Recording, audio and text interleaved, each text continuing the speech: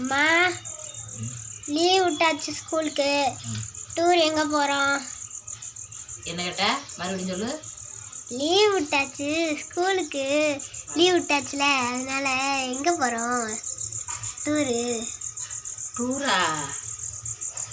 ஊட்டி, கொடைக்கானல், ஏற்காடு, திருப்பரப்பு, கன்னியாகுமரி,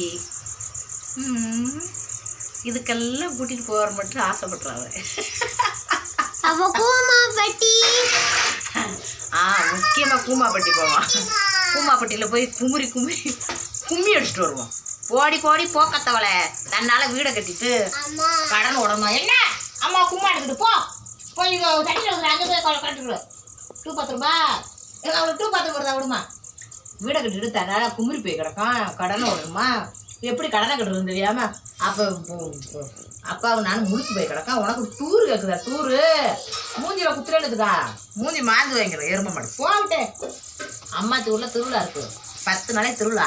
அங்கே போய் கும்மி அடிச்சுட்டு குதூகலமாக இருந்துட்டு திரும்ப ரிட்டர்ன் வந்து நம்ம வீட்டுக்கு வந்து மறுபடியும் பள்ளிக்கூடம் போய் படித்து நல்லா வேலைக்கு போறிய. ஆமாம், அப்பா அம்மா அவங்க சரியாக படிக்காமட்டே அப்பா போய் வெல்டு வேலை பார்க்குறாரு. நான் போய் வடை தட்டி எடுத்துடுறேன். அது காலை ஒரு சின்ன குடிசையை போட்டுவிட்டு அதில் என் கஷ்டம் கடன் கட்டணும்னு வாயை கட்டி வயிற்று கட்டி காசு கற்றுக்கிட்டு இருக்கான். நல்லா படிச்சு நல்லா வேலைக்கு போகலாம், நல்லபடியாக இருக்கலாம் எல்லாரும். அதனால நல்லா படி. டூர் ஆகல டூரு. அதுக்கப்புறம் நீ நல்லா படித்து வேலைக்கு போனேன்னு எங்களை எல்லாம் டூர் விட்டுப்பா. உன் புண்ணிய தெரியாத அதெல்லாம் பார்த்துக்குறோம். எங்கிட்டு நாங்கள் டூர் போக இந்த ஊரை தவிர வேறு எங்கேயும் போக முடியாது. ஒரு மெட்ராஸு கூட்டிகிட்டு போங்கன்றே. அங்கே பூரா பீச்சு பார்க்கு இந்த இறந்த ஒரு சமாதியெல்லாம் அங்கே வச்சுக்கிற உண்டு.